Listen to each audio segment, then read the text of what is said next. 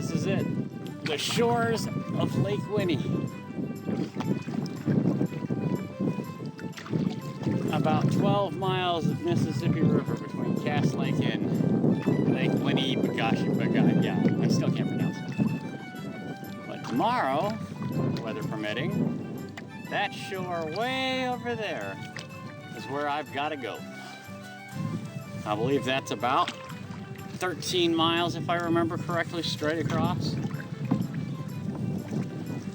The weather forecast is good. I'm going to go ahead and give it a shot. But if it's even the slightest bit hooky, then I'm going to follow it. Minnesota DNR's strong recommendation to follow the shoreline. Right now I am looking for a campground, an honest to God pay site campground that's supposed to be about a mile up from the mouth of the river and basically straight across from the Mississippi River outlet on the other side. I know it's about 5:30 going on 6. I'm not losing the daylight yet, but it's like another 2 hours tops. I hope this place is only a mile up because, man, I'm tuckered. I had the current going with me and the wind going with me for most of the day, but I did take a scenic detour through the marshland because all those little water channels kind of look the same. I'm hoping that campground is around this little peninsula and not the big one just off screen to the right, because I am so ready for a beer and a bed. I never did find a place in the marshland to pull over and get lunch. I was afraid to cook in the canoe and there was no dry land around. That was all swampy, nasty stuff. I had to check the map, so I got the computer out, but thing cost a bit of money. I just sat in the boat, cradling it, hoping to God it didn't slip. But yeah, I didn't risk running my little hiking stove on the boat here. Fire and plastic boats and all that. I see a canoe, or a kayak, I mean.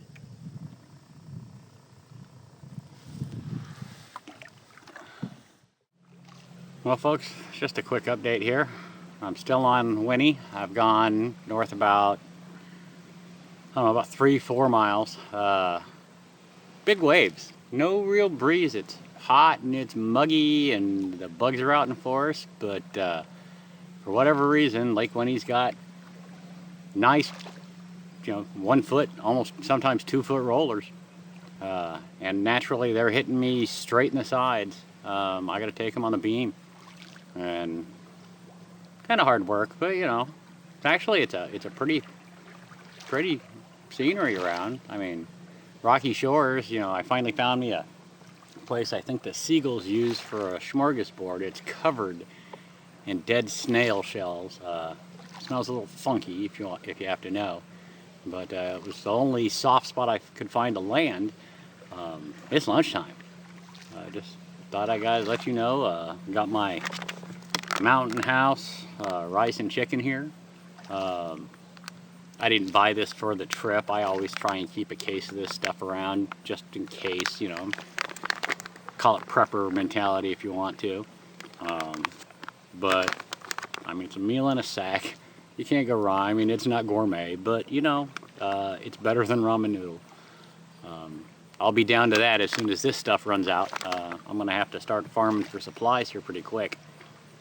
As near as I can tell, there is a lake at Cutfoot Lake, and there are campgrounds and some facilities about a mile in that lake, and it's on the northernmost tip of Lake Winnie, just north of the dam. And since I'm following around the shoreline, I'll hit Cutfoot Lake first. I think this is going to be a campsite, either right here or right down the road. I'm losing the light, and there is a storm coming in, and I don't want to be stuck out in it. So let's see what this has to offer. There's plenty of firewood right there.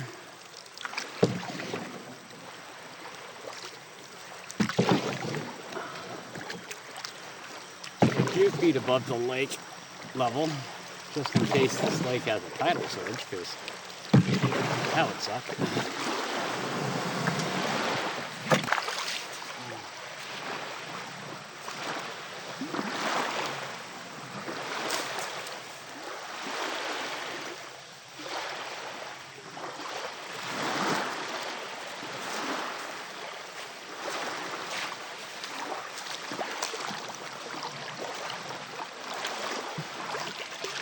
That was possible, but I'd really rather see if there's something different. I got miles of sandy beach to choose from if I just need to camp on the beach like this. I'd really rather be off the shore, out of sight, out of mind.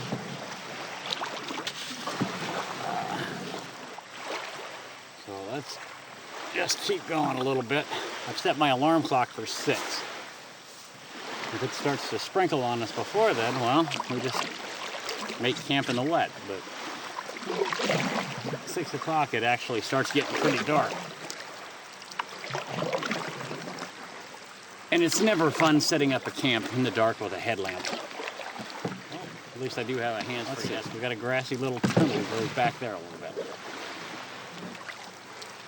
Let's see if that gets us a little farther off the path.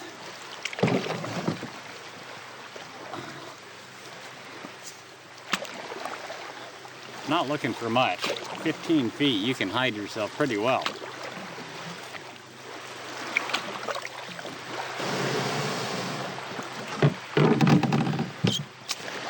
Hell with it. Oh, this one's doable. But I think I like it just a hair farther down. Looks like we are going to be on the beach. I just don't see anything else. Minnesota woods are impenetrable back here, so.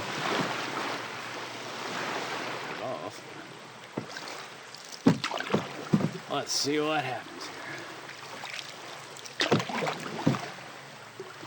Well, maybe that sandy spot was backstop.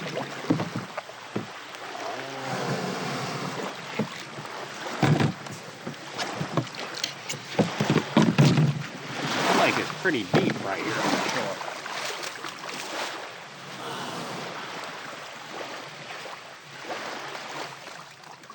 Gonna kill you guys. Well, folks, look at those rollers out there.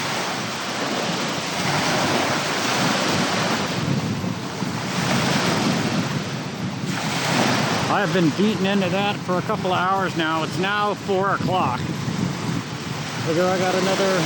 Do it again like last night, 2 o'clock, 2 more hours at 6 o'clock, wherever I can find to pitch a tent, that's what I'm doing.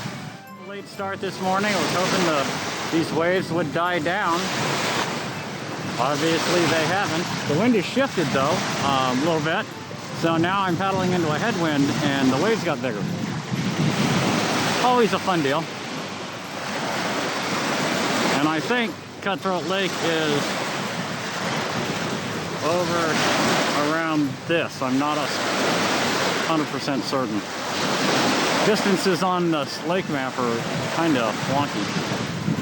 And obviously I don't have a GPS or anything, but oh well, I just wanted to give you folks an update and show you what I'm doing. It's Friday, August 28th. Kind of running behind schedule. I was expecting to be at another town and a museum on the 30th, but scheduling snafu. The 30th is a Sunday and they're closed, which is probably a good thing because right now I'm thinking I might have a hard time making it by Monday.